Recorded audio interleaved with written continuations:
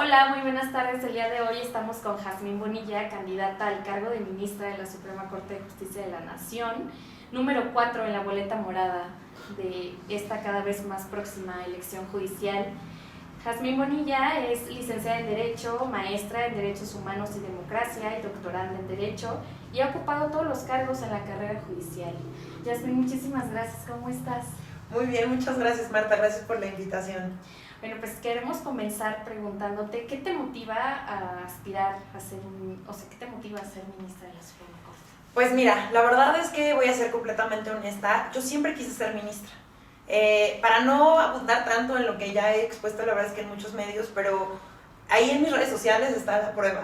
En el 2002, mi profesor de Introducción al Estudio del Derecho me pidió como derecho examen ir a tomarme una foto a la Suprema Corte, y en aquel entonces, por supuesto que yo fui con toda la flojera y el odio que te puede ameritar que te dejen esa tarea en primer semestre, y me tomé mi foto. Hace no mucho tiempo, mi mejor amiga de toda la vida, desde secundaria, me estaba ayudando a limpiar mi recámara, y en el buscar y limpiar y recoger salió esta foto, y se la dediqué. Bueno, me dijo, ¿me la regalas? Y dije, sí, ¿no? Y entonces me dijo, pero dedícame. Y entonces le puse la fecha del examen, tengo muy buena memoria, que ahí está en mi Instagram, y se la dediqué poniéndole algo así como: te dedico esta foto para que la guardes y te acuerdas que me conociste antes de ser ministra. Estoy hablando del 2002, yo acababa de entrar a la carrera.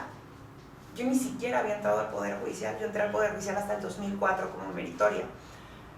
Y esto habla de que yo tenía clarísimo qué era lo que yo quería hacer. Yo no quería ser socia de un despacho, yo no quería ser notaria, yo no quería ser ombudswoman, o sea, yo tenía clarísimo que yo quería ser ministra. Y yo siempre he creído que los sueños se cumplen, pero no se cumplen por obra mágica, ni de repente tu sueño se cumple. A veces sí, ¿no? Pero porque también he tenido de esos milagros. Pero los sueños se trabajan para que se puedan cumplir. Y yo decidí trabajar por mi sueño. Y mi sueño yo lo iba a cumplir desde el Poder Judicial de la Federación. Cuando yo entré a la carrera me preguntaron cómo te llamas, de qué escuela vienes y por qué estudias Derecho. Y mi respuesta fue, sin pensarlo, porque quiero hacer de México un país mejor. Quiero hacer de México un país más justo. ¿Y desde dónde podía yo hacerlo? Desde el Poder Judicial. Yo no iba a encontrar satisfacción de este anhelo de justicia en un corporativo haciendo demandas o haciendo actas de asamblea, o en una notaría pública o en una correduría pública, que son dos trabajos que yo admiro y respeto, pero este ánimo que yo tenía de hacer justicia, yo lo iba a colmar desde el Poder Judicial.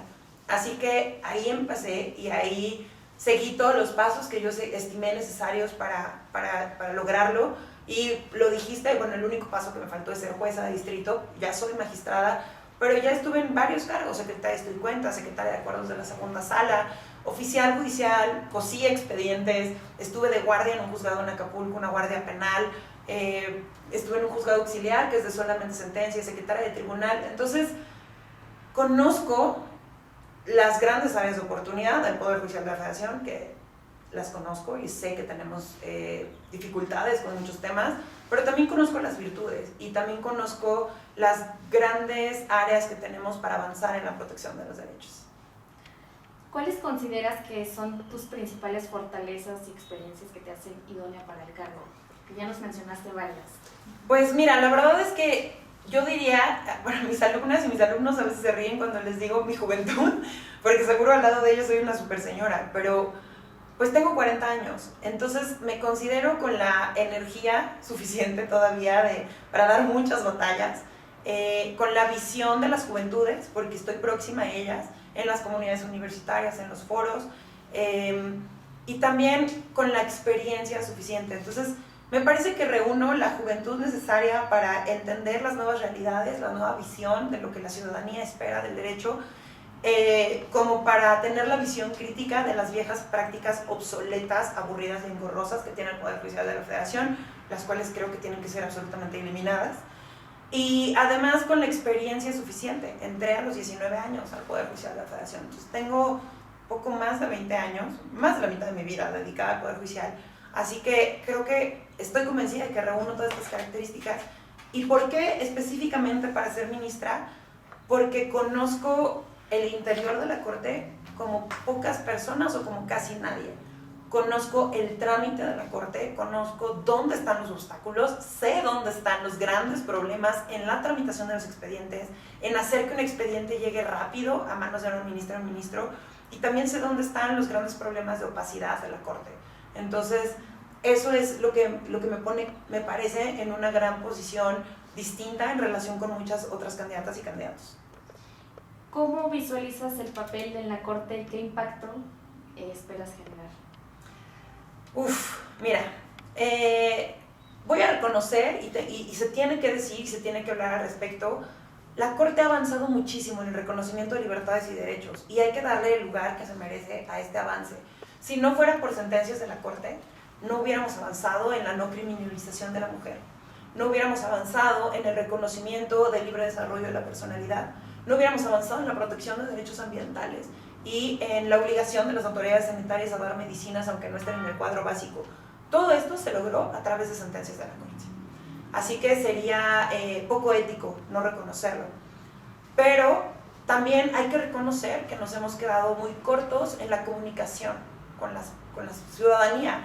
La ciudadanía no sabe qué hacemos, por qué lo hacemos, cómo lo hacemos, no sabe qué es un juicio de amparo en general. Entonces, en eso hemos fallado y hemos fallado mucho. Y hemos fallado porque hacemos sentencias que nadie entiende, muchas veces, ni nosotros mismos adentro de la Corte, porque son sentencias a veces de 100 páginas que podrían ser de 20, en una manera muy sencilla. Lo he dicho mucho porque nos encanta hablar en abogado y no en español, y las personas no hablan abogado, y muchos abogados no nos gusta hablar abogado, ¿no? Entonces, estas son grandes áreas de oportunidad en las que tenemos que trabajar y avanzar. ¿Y qué impacto quiero generar? De lo que he visto y de lo que en mi experiencia en el Poder Judicial, soy de las pocas personas que entiende que nuestras sentencias no están llegando a quienes tienen que llegar, que es a la ciudadanía y no a las abogadas y los abogados que les representan. Y un tema que a mí me tiene de verdad muy acongojada y que me tiene muy angustiada y muchas veces hasta indignada es: hacemos sentencias para los grupos más vulnerables de este país, personas migrantes, personas con discapacidad, mujeres, madres víctimas de feminicidio o mujeres víctimas de violencia o de discriminación por razones de género, y muchas veces lo hacemos guiándonos en protocolos de actuación o en lo que las tesis de jurisprudencia dicen que tenemos que hacer, pero muy pocas veces, si no es que casi nunca, nos acercamos con estos grupos. En la segunda sala tuvimos una sentencia en la que analizamos la Ley Federal de Cinematografía, en el que se hizo una actuación para favorecer a las personas sordas, y entonces vino una persona ciega a decir qué bueno que la ley ya prevea el doblaje al español en las películas para las personas sordas, que se pongan los subtítulos en las películas dobladas, pero qué mal que no nos estén tomando en cuenta las personas ciegas, porque nosotros tampoco podemos ir al cine. Y entonces, en un gran esfuerzo, la segunda sala hizo una concesión del amparo, diciendo que ahora se tenían que poner audiodescripciones en las películas. Pero yo hoy día no sé si esta sola actividad es suficiente para las personas ciegas. Entonces, así como tenemos criterios de que hay que hacer consulta indígena y hay que hacer consulta a las personas con discapacidad para la generación de leyes, ¿por qué nosotros no hacemos consultas para la emisión de nuestras sentencias, para ver si verdaderamente les van a servir? Entonces, eso es lo que quiero hacer, eso es lo que quiero darle voz a las personas que están llevando sus casos a la Corte, para escucharlas verdaderamente y saber si nuestras sentencias están sirviendo, y que encuentren en mí una aliada en la protección de sus derechos efectivamente. ¿Aspirarías a la presidencia de la Corte? Bueno, por supuesto que sí. Se va a definir, esta presidencia, la primera presidencia, se va a decidir por cuántos votos vas a tener. La persona que tenga más votos es la persona que va a tener la presidencia. Claro que voy a aspirar. De todas formas, la voy a tener. Cuando sea ministra, la propia Constitución previó un escalonamiento en la presidencia en razón de los votos que tuviste. Así que haya tenido muchos o haya tenido pocos, lo importante es primero llegar. Si tengo muchos y tengo la mayor cantidad de votos, claro que voy a ser presidenta, pero en caso de que no tenga la mayor cantidad de votos, de todas formas voy a hacerlo. ¿Y por qué quiero ser presidenta? No es por poder, es porque desde la presidencia se pueden implementar varias acciones concretas. Ahora, si no tengo la primera presidencia, voy a tener la humildad de acercarme con quien la tenga para decirle: estas son las acciones concretas que yo propuse y que estoy convencida van a servir en la Corte, usémoslas. O sea, no son mías, es un plan que yo vi con base en mi experiencia, pero úsalos. Necesitamos que se implementen desde el inicio para que la Corte salga adelante sin las salas de la Corte. ¿Algunos que nos quieras compartir?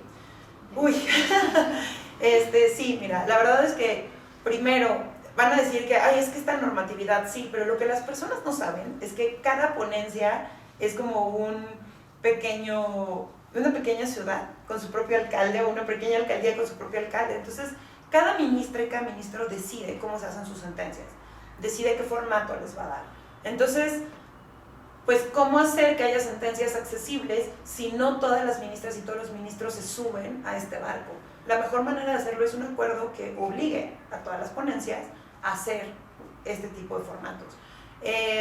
Es muy difícil de un día para otro saltar del formato técnico aburrido y engorroso al formato fácil, porque además es muy fácil decirlo, pero ya cuando conoces las reglas del lenguaje ciudadano y de cómo debes redactar no es tan fácil.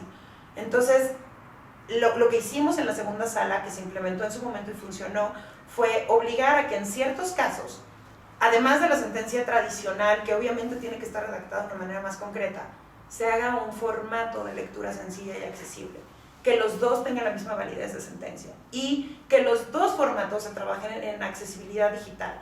Y esto significa capacitarnos para entender cómo necesitamos hacer nuestro formato de Word para que los lectores de pantalla que les leen a las personas ciegas les lean correctamente la sentencia. Entonces, por ahí otro, que la gente tal vez no lo sabe, pero la Corte no tiene un acuerdo general que regule el turno de los expedientes. El turno de los expedientes es, en palabras sencillas, a quién le toca cada juicio que llega a la Corte. No hay un acuerdo, no está regulado. Entonces, esto abona en la opacidad. Si queremos demostrar independencia y transparencia y demostrar que los asuntos no se asignan por cuotas a determinada ministra o ministro con determinado perfil, hagamos un acuerdo que evidencie cómo se turna, por qué se turna, si hay o no acumulación de juicios, si deben tocarle todos los del mismo tema a una persona o no, cómo se van a compensar los turnos que le toquen más a una persona que a otra. Otra cosa, eliminar todos los trámites engorrosos que hay en la Corte, obsoletos, absurdos, innecesarios. Yo estaría por eliminar esta obligación de tener un expediente físico y un expediente electrónico. En principio, cuando las partes hayan pedido que el expediente sea solamente electrónico. ¿Para qué mantiene? Se pierde mucho tiempo cosiendo constancias. Es algo de lo que no se habla, pero coser un expediente te puede quitar media hora. Sí. Y media hora que podrías estar usando en otra cosa, mucho más útil. Por poner un ejemplo, cuando el ministro Lainez recibió la presidencia en 2019, yo fui su secretaria de acuerdos, se firmaba, si no mal recuerdo, no me acuerdo si 14,000 o 16,000 acuerdos en promedio la última presidencia. En el primer año logramos bajar a más de la mitad los acuerdos que se firmaron. Y no porque yo hubiera hecho magia, sino porque eliminé muchos acuerdos innecesarios, absurdos, que no tenían razón de ser y que se agilizan rápido con una firma secretarial, una certificación rápida que no necesita firmar el presidente y entonces no detienes la firma por eso. ¿Cómo ayuda esto en que la justicia sea más rápida? Les voy a decir, cuando un expediente se arma más rápido, está listo en la ponencia más rápido. Voy a decirte un número. El promedio que tarda un asunto en la Corte para llegar de la Secretaría General de Acuerdos a las salas es de 48 días, más de un mes, casi 2 meses, ¿no? En que llegue a las salas. Y a partir de que llegue a la sala, el promedio de la tramitación y que esté listo y así, es de 145 días. Entonces tenemos un promedio de casi 200 días, un poquito más, un poquito menos, de 200 días en que un asunto esté listo para un proyecto. ¿Cuál justicia rápida? ¿No? Entre que estuvo listo, se proyectó, pues casi un año. Tenemos casi un año de la tramitación al dictado de la sentencia y que se va al archivo. Esto es solo para que las personas vean que el que un expediente se tramite lento impacta en justicia lenta, por ejemplo. ¿Y cuál sería un tipo de perfil que te gustaría que formara parte de tu ponencia una vez siendo ministra? Voy a ser completamente honesta en esto. Yo estoy por la pluralidad de los perfiles, pero yo sí querría que por lo menos la mitad de mi ponencia sea de carrera judicial. Yo sí querría, y de carrera judicial estoy hablando de gente que no solo ha estado de secretario de cuenta en la Corte, estoy hablando de gente de carrera, que venga de juzgado y que venga de tribunal. Porque yo vengo de ahí y yo sé lo difícil, yo sé que todas las personas que tenemos carrera judicial soñamos con llegar a la Corte. Eso te lo puedo decir. O sea, todas, y mis amigas y amigos que están en juzgados y tribunales, todas y todos hemos soñado por entrevistarnos con un ministro, con estar en la corte. Y también te voy a decir lo difícil que es llegar a la corte, ¿no? Entonces, yo sí quiero rescatar a gente de juzgados y de tribunal, porque, a ver, la gente de juzgados es la gente que más trabaja. En todo el Poder Judicial es el personal que más trabaja y son los que están acostumbrados a trabajar más rápido y eficientar los tiempos y eficientar los procesos. Son las personas que saben lo que es una guardia. Y la cantidad de trabajo que te llega en una guardia de alcoholímetro, en un juzgado administrativo, unos incomunicados, una guardia penal, órdenes de aprehensión, de detención, de reaprehensión.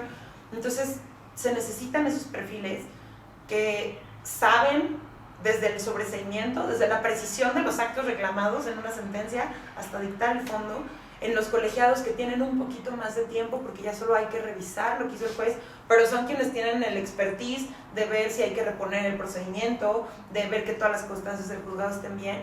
Entonces, yo querría una ponencia en la que por lo menos la mitad de los secretarios de estudio y cuenta vengan de juzgados y de tribunales que tengan el conocimiento de cómo hacer una sentencia. Y también me gustaría tener perfiles académicos y perfiles de investigación porque nutren mucho el debate. Entonces, y de manera que se vayan nutriendo entre ellos. Entonces, que las personas que saben hacer sentencias y que conocen el interior del Poder Judicial como nadie, apoyen a los que vienen de la academia con muchísimas ideas, muchas cosas que a lo mejor nosotros no sabemos porque no tenemos el tiempo para estudiar como ellas y ellos. Y que las personas que vienen de academia, de investigaciones y hasta de despachos, ¿por qué no?, nos nutran con la experiencia de la práctica profesional fuera del Poder Judicial, que es muy importante. A veces hacemos sentencias sin saber si estamos dificultando o no el trámite ante una autoridad administrativa porque no lo conocemos. Y también me gustaría tener equidad en hombres y mujeres, en los puestos de mando, de los mandos superiores, también en los puestos operativos, y a mí me gustaría tener dentro de mi ponencia personas con discapacidad que me apoyen en el conocimiento de causa, primero por inclusión, y segundo, para que nos apoyen efectivamente en el conocimiento de si lo que estamos haciendo les está sirviendo y para que nuestros formatos sean accesibles. ¿Cómo garantizarías que las decisiones de la Corte estén en consonancia con estándares internacionales de derechos humanos? Bueno, una cosa muy importante que tenemos que hacer es mantenernos actualizadas y actualizados en cuanto a las condenas que están haciendo Corte Penal Internacional, Corte Internacional de Justicia y por supuesto la Corte Interamericana, ¿no? De hecho, la Corte tiene la obligación de recibir las condenas de la Corte Interamericana. Hace poquito la Corte acaba de recibir la condena por el caso Atenco y está próxima a recibir la condena, bueno, ya está el expediente, pero hay que resolverlo, la condena en materia de prisión preventiva oficiosa. Entonces, hay que mantener un diálogo constante con la jurisprudencia internacional, pero para mantener este diálogo hay que conocerlo. Y también hay que conocer el contexto doctrinario internacional. Y hay algo que traigo yo en mente, que está también próximo a salir ahí en mis redes, que también la Corte tiene que fomentar el diálogo hacia el exterior. Una de las ideas que traigo para aprovechar las tecnologías de la información y la inteligencia artificial es implementemos un método de traducción de nuestras sentencias.